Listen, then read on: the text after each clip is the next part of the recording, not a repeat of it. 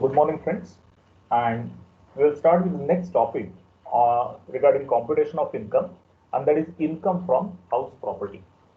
The relevant sections are section 22 to section 27. Okay, this is the coverage of our discussion. Now let us understand the basics, and we start with section 22 to understand what is known as a basis of charge. Earlier, when we discussed salary income, we referred to section 15, which is also basis of charge. And here we have section 22, which deals with basis of charge. Now, what is this basis of charge?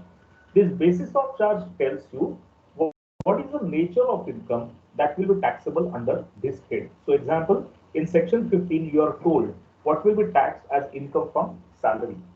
In section 22, we are told what will be taxable under the head income from house property. So what is the coverage of income from house property as per section 22? Section 22 says it is the annual value of any building or land appertinent thereto which is owned by the assessee and which is not used by him for his own business or profession carried on by him. This is the meaning of income from house property, or the nature of income which is taxable as income from house property. Let us understand one by one what these statements actually mean. First part is annual value. So if you refer to the income from house property, it is not the actual rent that may be liable for tax. What is liable for tax is annual value. So we need to carefully understand what do you mean by annual value, and in next few slides we'll have a detailed discussion on the concept of annual value. For the time being, I will just give you a summary of what is meant by annual value. Annual value is income earning capacity of a property. Okay, that is summed up in the form of annual value. So it is not actual rent, but it may be actual rent, it may be something else that could be treated as a annual value, because the idea is to consider income in the nature of earning capacity, income earning capacity of the property that is liable to be taxed. Then it says annual value of what? Of a building or land appertinent thereto. So we have to understand these two terms also. What do you mean by building and what do you mean by land appertinent thereto? Then the next part says which is owned by the assessee. So assessee should be the owner of the property. Then the income will be taxed under this head. If the assessee is not the owner of the property, income will not be taxed under this head of income. And the last part says it is not used by him for own business or profession. So if the assessee is using the property to carry out his own business or profession, then the income will not be liable for tax over here. So in order to tax the income here, he should use it only for residential purpose, or he may have laid it out for either residence or for business purpose. But he cannot use it for his own business or profession which he is carrying out. So these are the main ingredients of basis of charge. We have to understand each and every term from this clause separately. We have a separate discussion when we go to the next slide. We'll understand all these terms what we are using here. Now, when you compute the income from house property, you may have different situations. So let us quickly refer to those and then we'll go to the next slide. First is a let out property. That means the property is given on rental basis.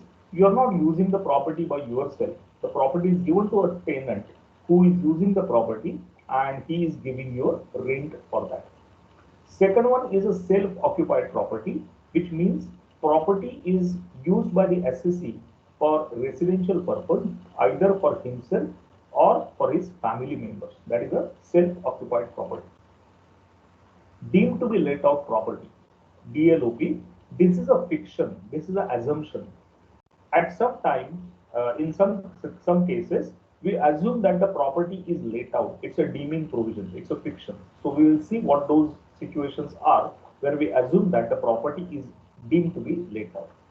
And the fourth case could be partially let out and partially self-occupied. This may happen in such a way that during the year 6 months the property is let out and 6 months it is self-occupied, or part of the property is let out and part of the property is self-occupied. So you have say 6 rooms in a bungalow or whatever. 4 rooms are used by the owner and 2 rooms are let out. So that is a part of the property which is let out.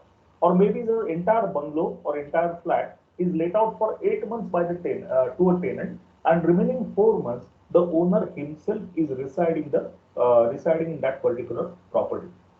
So it is partially let out or partially self-occupied property. These are the 3 or 4 possible scenarios that we can have under the head house property. Now let us understand some of the terms which are used in basis of charge. First is a building. If you see the judicial pronouncements, what courts have said about building, it says building means a structure normally surrounded by walls and may or may not have a roofing. So if you look at this particular concept of building, it will include all types of buildings. What this court ruling says, these are the words from one of the court decisions. It says building means a structure normally surrounded by walls. So that means surrounded by walls is not a mandatory requirement. Some of the buildings may be surrounded by walls from all the sides, or some of them may be surrounded by walls on some side, and some side, one or two sides may be open, and may or may not have a roofing. So a roof or roofing is also not a mandatory requirement. Still, it will be considered as a building. So what are the examples of structures that will fall within the building? Residential property, a proper building. Factory premises, it is also a building. Now you will realize the meaning of this.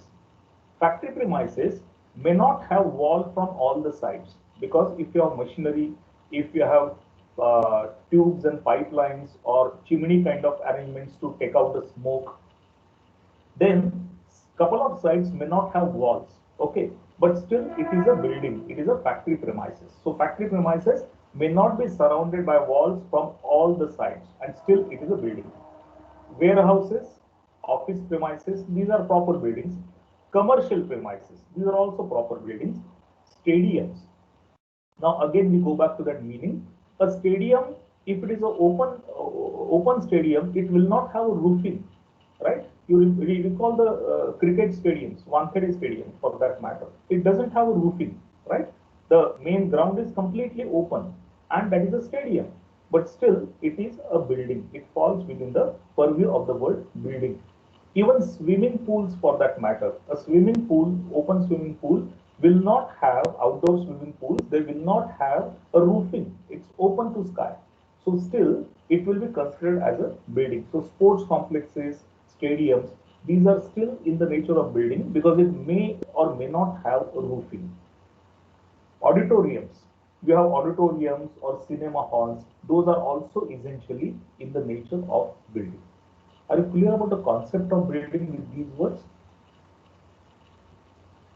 Yes? Any more clarity on the concept of building? Hello? Yes, sir. Yeah, any more clarity on concept of building I said, or can we go ahead?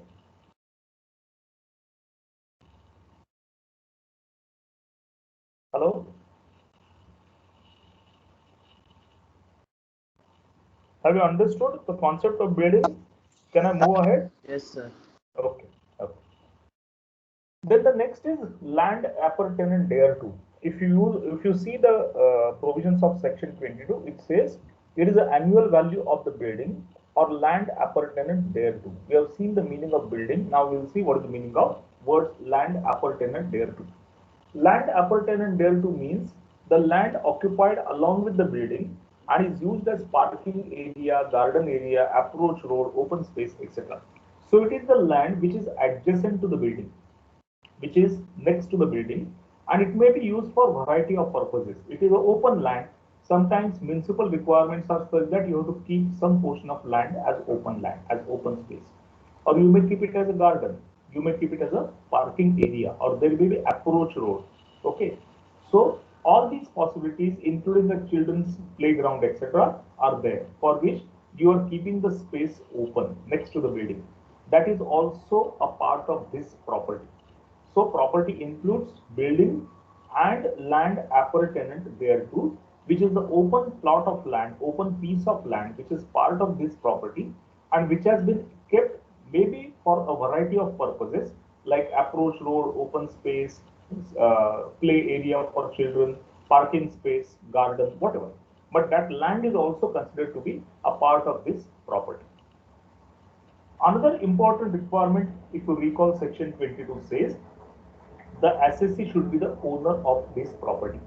So ownership is important in order to tax the income under this head. Now, who is the owner? Generally, it is the registered owner who is treated as the owner of the property.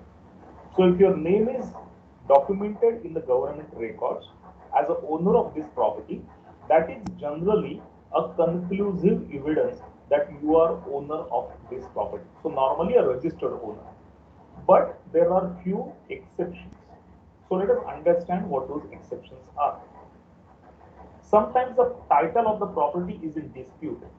There is a court case going on about the ownership or title to the particular property. And there are, say, 2 or 3 parties who are having litigation of this kind. So who will be deemed to be the owner when the litigation is continuing?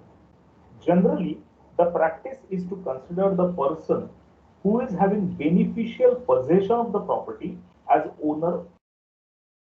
So wherever the title of the property is in dispute and a court case or judicial pronouncement is awaited, till such time the person who is having beneficial possession of the property, that means he has the possession of the property and he is getting some benefit from the property, he will be treated as a owner for the purpose of income tax. There may be joint owners or co-owners. There is a separate section dealing with income from co-ownership. So it is possible that a property is co-owned by more than one person, say 2 brothers or 3 or 4 family members. They can be joint owners or co-owners of a property. That is also possible. Then there is one more scenario that we should consider. When you buy the property, how the transaction proceeds? The buyer and seller agree for buy or sale of the property. The consideration is fixed. Then they enter into an agreement for sale of that property. Consideration is paid, amount is paid. Document is registered with the sub-registrar. There is an authority of government with whom the document is to be registered.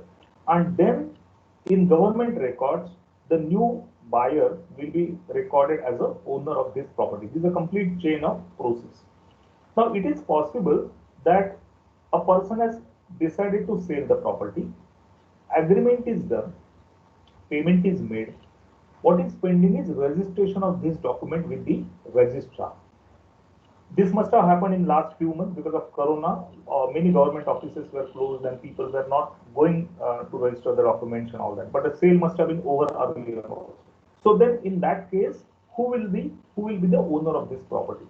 And the answer is, if the buyer has entered into a proper agreement with the seller for purchase of property, if he has paid full consideration, full price of the property to the seller, then the buyer will be treated as owner of the property, even though the document is not registered with the appropriate authority, because that may be registered subsequently, and then in government records, the name of the person will be entered as the owner of the property. But till then, if all other formalities are complete, then the person who has purchased the property under an agreement by full payment of consideration is going to be treated of this property. Are you clear about the concept of ownership? Yes? Yes, sir. Okay. And then the last point, it should not be used for own business or profession. So if the assessee is using this property for own business or profession, then that income will not be considered under this head of income. Now let us take a couple of examples to understand, based on these terms, based on clarification of these terms, as to what kind of income is liable for tax under this head and what kind of income is not liable for tax under this head. Firstly, If you have just open plot of land, you don't have a building, it's an open plot of land, then such open plot of land is given by you for various activities like holding exhibitions, marriage, those kind of parties, etc. Then the income from open plot of land is not taxable under this head. So it will be taxable as either business income or income from other sources. But it will not be taxable as income from house property because there is no building. It is only income from open plot of land.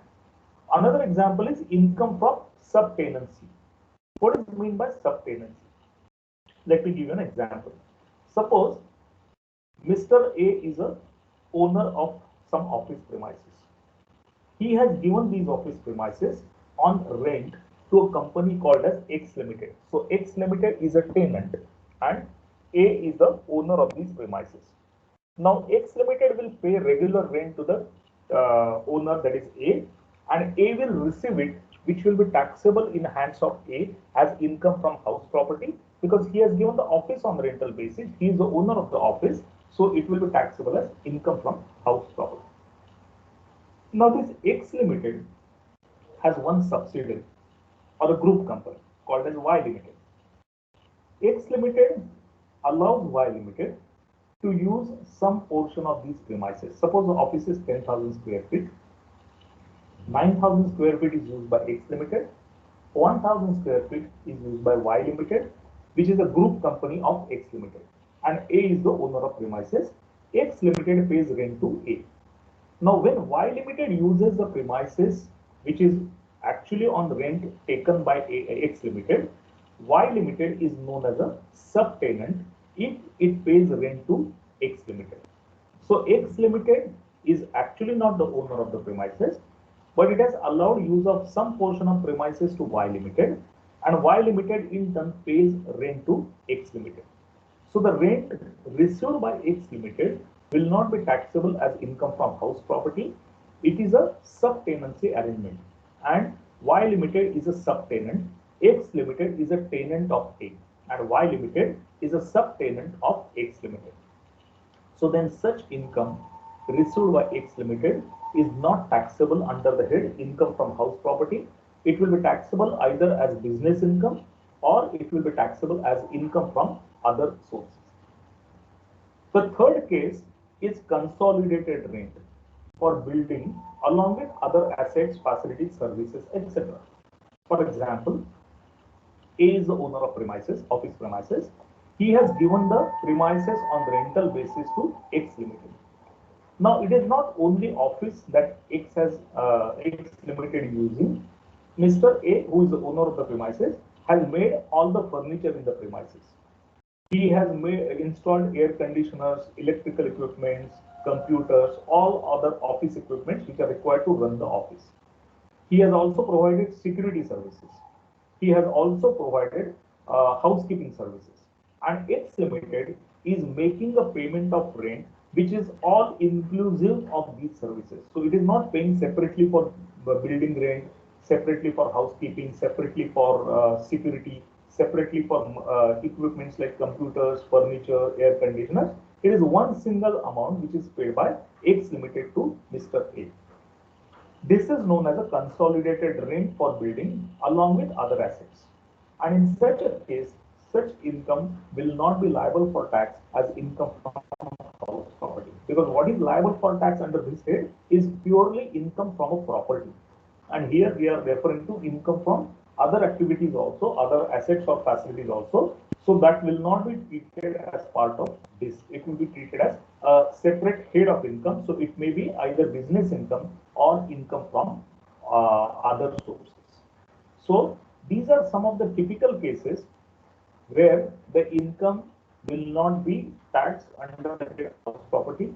It will be taxed as income from other sources or income from business or profession. And the cases are yearly open plot of land which is fetching rent, or from subtenancy arrangement, or consolidated rent, lump sum rent for building as well as other assets, facilities, etc. In such a case, income is not covered under this head of income. Have you understood these exceptions? Yes, are you Yes, clear about sir. the? Okay. Yes, Then, sir. yeah. Then let out property. What is a let out property? Let out property is given to the tenant on rental basis.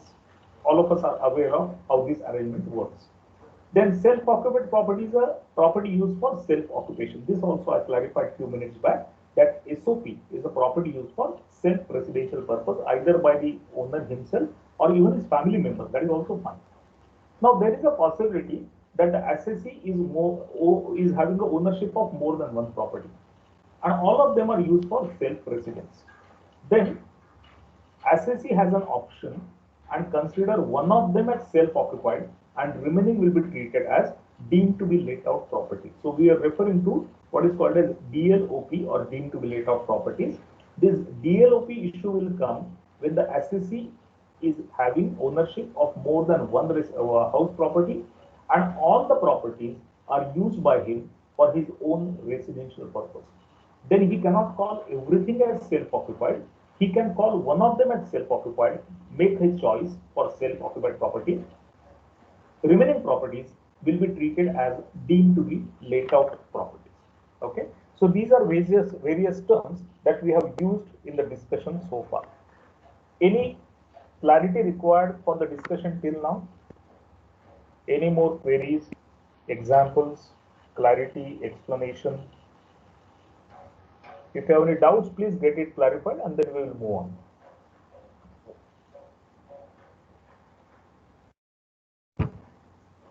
Can we go ahead? No, sir. No doubts? Okay, so we'll go ahead. Fine. Yes, sir. Yeah. Now we come to the concept of annual value. How do you compute the annual value? Because as I told you in the very first slide, what is the income chargeable to tax under this head? It is the annual value of a building or land appertaining thereto. So that time only I told you, it is the income earning capacity of the property that is liable to be taxed. And this income earning capacity is known as an annual value in income tax jargon. Income tax calls this as annual value. So how do we calculate this annual value? These are the steps whereby we can establish what is the annual value of the property. First step is to find out what is the reasonable lettable value or RLV of the property. Now what do you mean by reasonable lettable value of the property? Reasonable lettable value of the property means the amount of income which you can reasonably expect if you let out the property on year to year basis.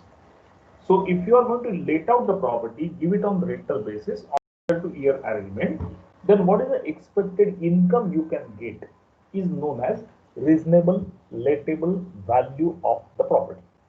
And how do we calculate this? We need two factors. One is called as municipal value of the property, and the second factor is fair rent of the property. Now, what is the municipal value of the property?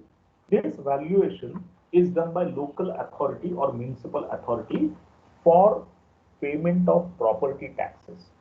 So when the municipal authorities assess the value, they give you a certificate or they give you a letter saying what is the municipal valuation of a particular property. On the basis of this value, your property taxes are calculated year to year basis. So this is the municipal value which is fixed by local authority. Second factor is fair rent of the property. What is a fair rent? Fair rent means rent of a property having similar features, having similar amenities, which is comparable and which is situated in the same locality. So that means you are trying to find out the rent of another property which is having same types of features, same area. It is located in nearby locality or same locality, and you compare the rent of that property, and that will be the fair rent of this property. So fair rent is the rent of similar property having similar facility, similar square feet or carpet area or built up area, similar age of the building, comparable factors. Okay, with all those things, you can compare and find out what is the fair rent of the property. Are you clear about municipal value and fair rent of the property?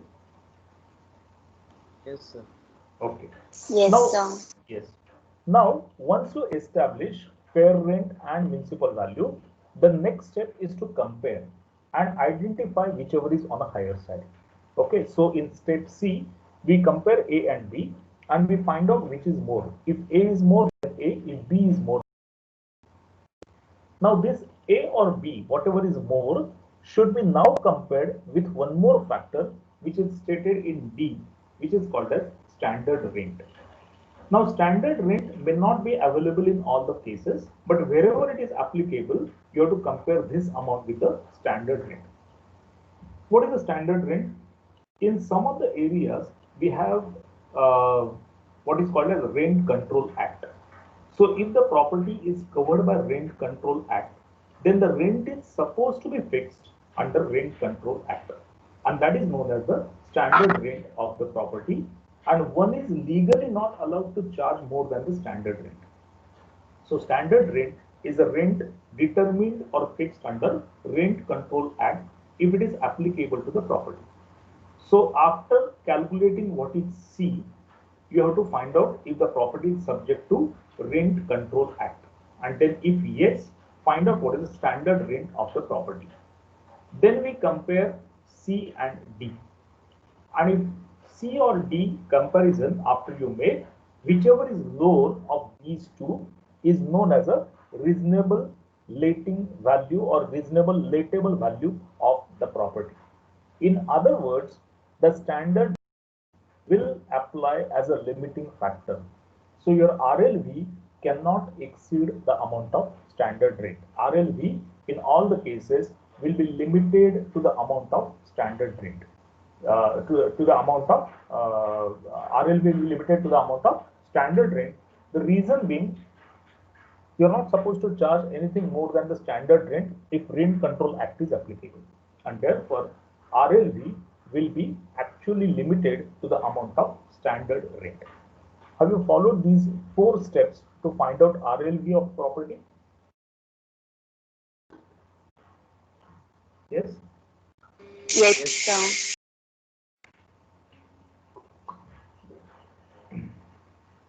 Then we need one more factor, and that factor is actual rent.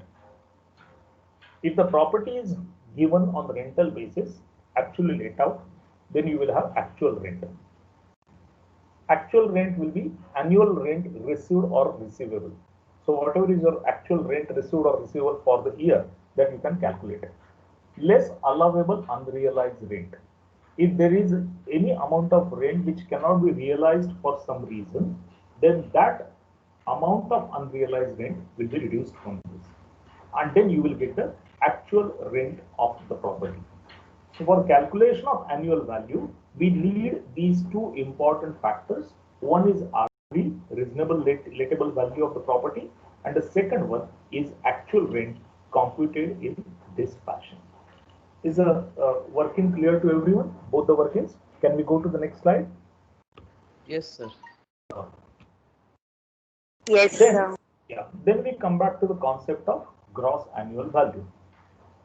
Gross annual value is what we have just discussed just now. I have just summarized in this the same steps. Okay. Reasonable letting value means expected rent based on municipal value and fair rent. RLV to be restricted to standard rent if rent is applicable. So these are the first 2 points are basically your steps A, B, C, D. And then we compare that with the actual rent. Okay. So once you compare RLV and actual rent, then what is the gross annual value? Either RLV or actual rent, whichever is more. So in the previous slide, we saw the calculation of RLV, we saw the calculation of actual rent. So what is the gross annual value? Out of these two, whichever is more is known as your gross annual value of the property. So you have to calculate RLV, you have to calculate the actual rent, compare these two, whichever is higher is known as a gross annual value of the property. One exception, if the rent received is lower than RLV only because the property was let out only for part of the year, then the rent received is gross annual value. This is just one exception. What does it mean? In the third point here, we are saying that either RLV or actual rent, whichever is more, is your gross annual value. But it is possible that your actual rent is less because property was not let out for the full year. Say property was let out only for 4 months or 5 months in the year, and because of that, your actual rent is less than reasonable lettable value of the property. Then in that case, what happens? This exception will apply. And when you apply this exception, even though actual rent is less than RLV, it will still be substituted as gross annual value. The reason being, rent received is lower, not because of any other factor, but because the property was lying vacant, was not given on rental basis throughout the year. For part of the year, it was not given on rental basis, and therefore the amount of rent received is lower than the amount of reasonable lettable value of the property. So in that case, this exception will apply. Otherwise, normally your gross annual value will be either RLV or actual rent, whichever is more. That will be treated as your gross annual value. Are you clear about the concept of gross annual value? Yes, can we go ahead? Yes, sir. Okay. Now, how do we compute the income of a let out property or income of a deemed to be let out property? What is a let out property? You have given the property on rental basis to a tenant, and he is paying your rent. What is deemed to be let out property? When you have more than one property and all of them are considered as self-occupied, all of them are used for your own use, self-residential use, then you cannot call all of them as self-occupied property. Only one will be designated as self-occupied property, and remaining properties are deemed to be let out properties. And the computation of income, the calculation of income will be same as a let out property. So let us understand how do we calculate the income of either LOP, let out property, or deemed to be let out property.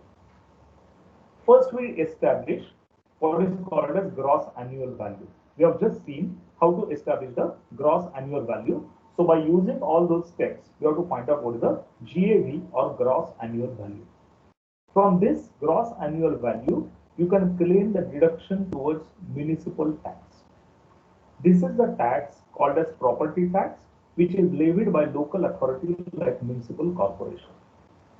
There are a couple of conditions when you claim this deduction. First condition is the tax must be paid during the year. That means the deduction is allowed only on payment basis. If it is outstanding, you cannot claim a deduction. So only municipal tax paid in the relevant previous year, in the financial year, will be available as a deduction. Now, the moment you say tax paid during the year, the analogy is even if you have paid outstanding tax of earlier year, you can claim the deduction this year because the tax is paid in current year. If you pay advance tax for the next year, municipal tax for next year, even that will be allowed as deduction because the wordings are municipal tax paid during the year. So whatever is paid during the year, either for current year or for the earlier year or for the next year, whatever has been paid will be treated as a deductible amount for this purpose. There is one more important condition attached to that, which says that the assessee or the owner should bear the burden of this tax. In other words, if the tenant is going to bear the load of this tax, the burden of this tax, owner cannot claim a deduction. So only if owner is going to bear the tax, he has borne the tax liability, he is going to shoulder the burden of tax, then the amount of tax paid during the previous year is allowed as a deduction. And this should be only municipal tax, no other tax. It has to be municipal tax paid to the appropriate local authority. From gross annual value, after you deduct municipal tax, the leftover amount is known as a net annual value of the property. And from this net annual value, there are two permissible deductions under section 24. First deduction is 30% of net annual value. This is an ad hoc deduction. No conditions, no strings attached. Whatever is your net annual value, just deduct 30% of that under section 24. No other conditions to be seen. And the second one is interest on loan borrowed and utilized for specified purpose. If you have taken any loan and if you are paying interest on that loan, such interest is available as a deduction. There is no limit for deduction over here, and condition is that it should be used for specified purpose. So what is the specified purpose here? The borrowed amount or the loan should be utilized either for purchase, construction, reconstruction, repairs, or renovation of the house property. So if you use it only for these purposes, specified purposes, interest can be claimed as a deduction under section 24. I repeat the purpose: either purchase of house property, construction of house property, repairs, renovation, or reconstruction of the house property. These are the permissible purposes for which the loan should be utilized by the assessee. If the loan is utilized for any other purpose, you cannot claim interest as a deduction over here. Are you clear about the purposes? Yes? Yes, sir. Okay. One more interesting part here is interest will be allowed on accrual basis. That means even if the interest is not paid during the year, you can still claim the deduction, unlike municipal taxes, because municipal taxes are allowed only on payment basis. In contrast to that, interest is allowed even on accrual basis. When you consider this interest, there is one more factor that you should know.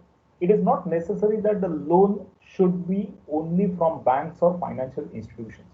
When you consider this interest as a deduction, it is not necessary that you should have taken a loan, say from banker or cooperative banks or housing finance companies, etc. It can be personal loans also. So purpose of the borrowing should be very clear. It should be either used for purchase, construction, repairs, renovation, or reconstruction of the house property. If that condition is made, then you can claim this deduction on account of interest. Have you understood deductions under section 24? Yes, sir. Okay. So this is how we compute the income of a let out property or DLOP. Now the last part will give you income from let out property. It may be positive or it may be negative in some cases, because after you claim deduction of interest, if the interest is a substantial amount, then you may end up with a loss. Okay, so income from let out property may be a negative income or a loss. So what is to be done for that loss, we will see subsequently, but it can be either positive income or it can be a negative income, what we call it as a loss. So this is about a let out property. Then we go to self-occupied property. What is a self-occupied property? Self-occupied property is a property used by you for self-residential purpose. That means used by family residence purpose or for self. Either the person himself is residing or his family members are residing in that property. Same method of computation of income with property, which is referred to in section 23 subsection 3. Now what is this property referred in section 23 subsection 3? It is possible that the person has a own house. The house is at native place. He is the owner of that house. And the person is staying at some other place because of his job, business or employment, and there he doesn't have his own house. So he stays in a rental accommodation. So that means his own house at native place is vacant. It is not given on rental basis. It is kept by him under lock and key. Whenever he goes there, he may use it, but it is essentially a vacant house. So that property is treated as a property referred to in section 23 subsection 3. Now when you are referring to a self-occupied property or a property referred to in section 23 subsection 3, the gross annual value is always 0 or nil. Okay, this is a self-occupied property, so gross annual value will always be nil. There is no computation involved. Like earlier case, there was a computation, step-by-step computation of GAV. It is always nil over here. You cannot claim a deduction for municipal tax. You can claim only one deduction under section 24, that is interest, and that of course will be subject to certain limits. And your annual value is nil. Interest is allowed as deduction. So this property will result in loss. So SOP may have a loss, or property under section 23(3) also may have a loss. We call it as loss from self-occupied property, and we will see what needs to be done for this loss when we consider the adjustment of income of this loss with respect to other heads of income. Now, couple of things which we have to consider for interest.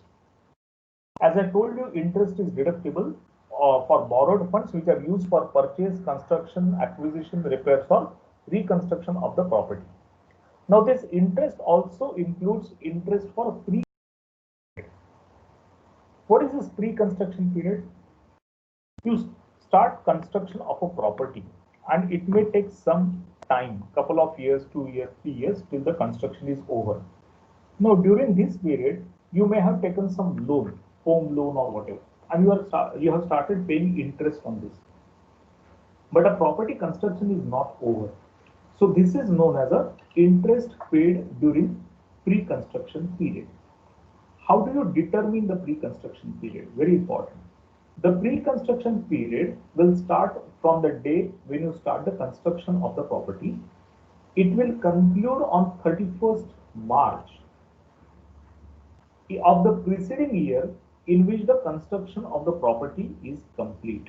So it will conclude on 31st March of the preceding year in which the construction of the property is completed. For example, let's say you started construction of the property in 2016.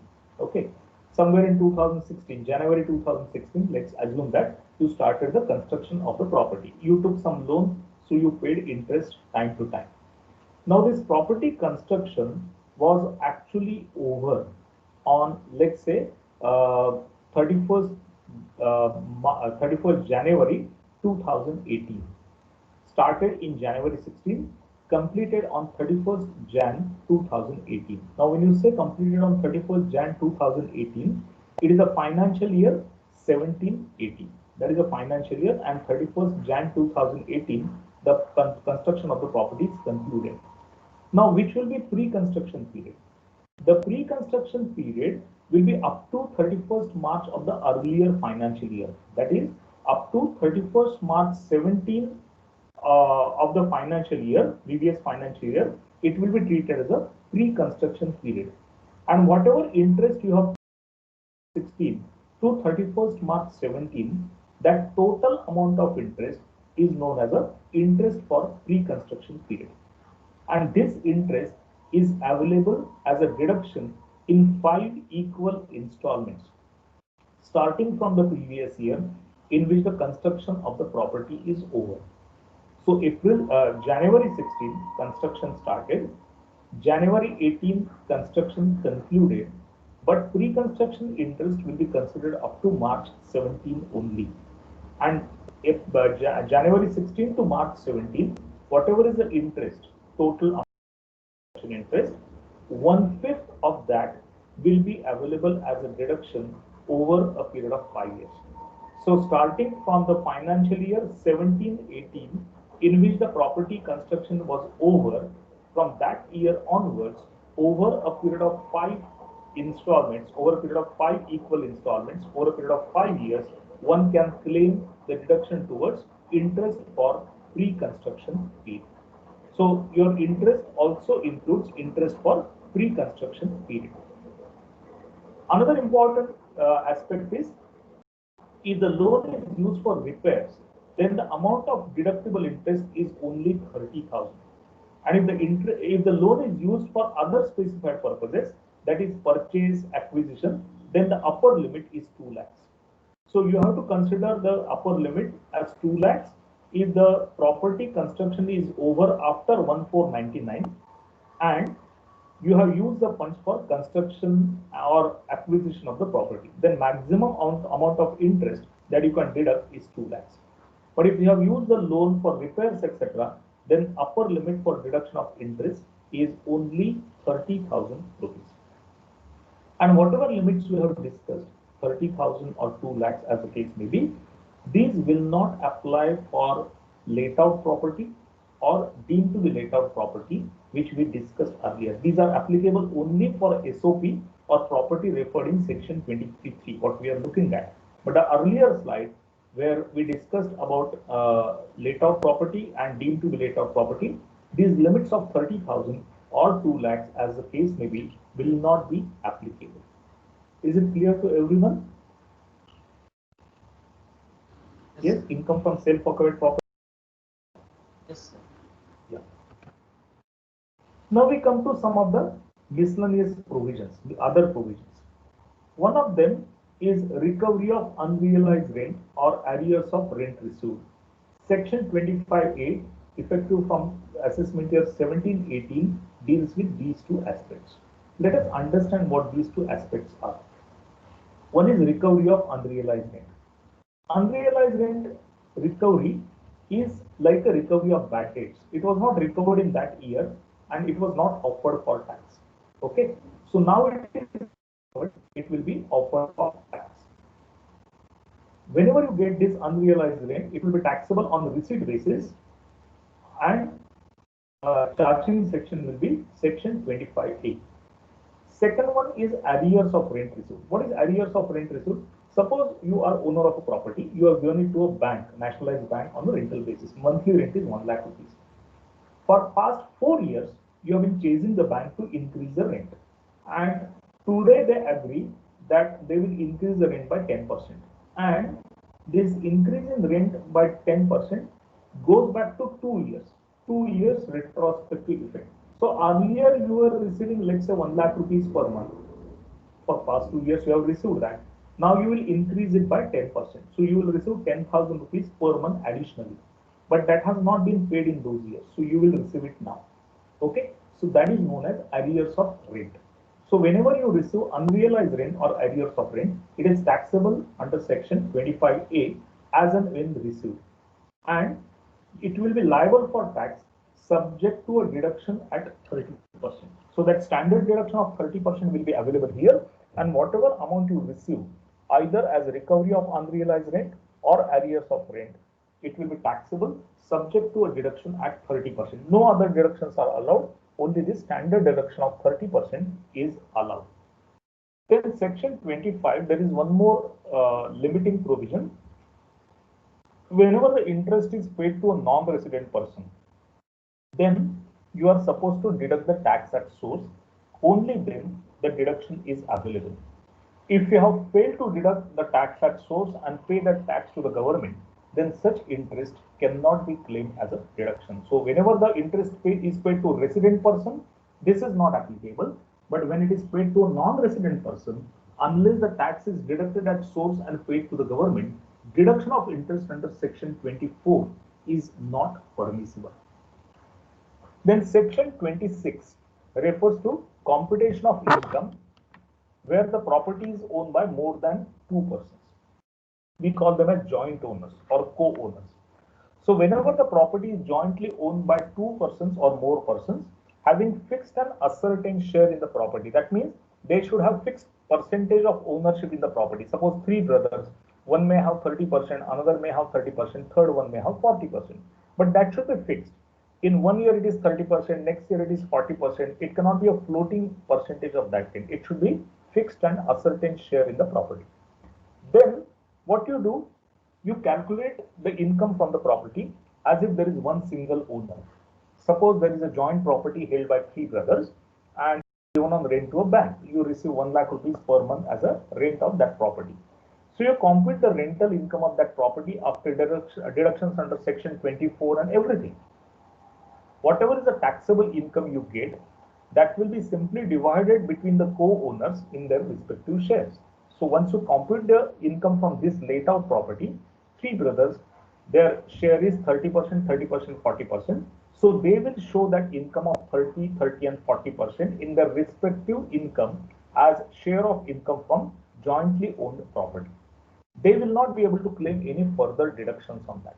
Okay, only that amount of income computed as if there is a single owner will be computed first, then shared between these 3 co-owners, and they will show it in their respective income as part of income from house property. But the condition is that they should have fixed and ascertained share in the property. That is the important condition over here. And the last point is about loss from a house property. I told you sometimes the property will result in a loss. SOP, if you have interest, it will always be a loss. Laid out property, depending on quantum of interest, you may have a loss or a positive income. So whenever you have a loss from a property, how do you deal with the loss? The loss from a house property should be set off against the income from house property, against the income from other house property. Suppose you have two properties, house A is a let out and house B is a self-occupied. House A, which is let out, has a positive income, and house B, which is a self-occupied property, has a loss. So this loss will be adjusted against the positive income of house A because it is owned by the same assessee. So you can set it off against the same property income. Suppose income from house A is not sufficient. Income from house A is only 1 lakh and loss from house B is 1,25,000. Then what happens? You can set off 1 lakh rupees, but remaining 25,000, what will you do? That can be set off against income under other heads of income. Suppose you have salary income, this excess 25,000 rupees, you can set it off against the income from salary. So first you have to set off the loss of a property against the income of another property, which is the same head, or if there is an excess amount of loss, then you can go to any other head of income and adjust that loss against any other head of income. When you do so, there is a limitation. Only up to a limit of rupees 2 lakhs you can set off the loss against any other head of income. While setting the loss against other head of income, it cannot exceed the limit of 2 lakhs. And when you set it off up to 2 lakhs, suppose the loss is more than that, then that loss can be carried forward to the next year. And next year it will be treated as a loss from a house property. And how long you can carry it forward? The limitation period is 8 assessment years. So for a period of 8 assessment years, such loss can be carried forward by the assessee and set off against the income from house property in the subsequent years. Are you clear about joint owners computation of income under section 26 and treatment of loss from house property? Yes, sir. Yes, any difficulty in this? No, sir. Okay. So I think with that, we are on the last part or rather concluding part of income from house property. I've tried my best to explain all the concepts and everything. Any queries on what we discussed today? No, sir. No? Everything is clear? Yes? Yes. Okay. Yes. So with that, we will conclude the lecture. Just give me a minute. I'll stop the recording and then I'll download the attendance. Let me stop the recording.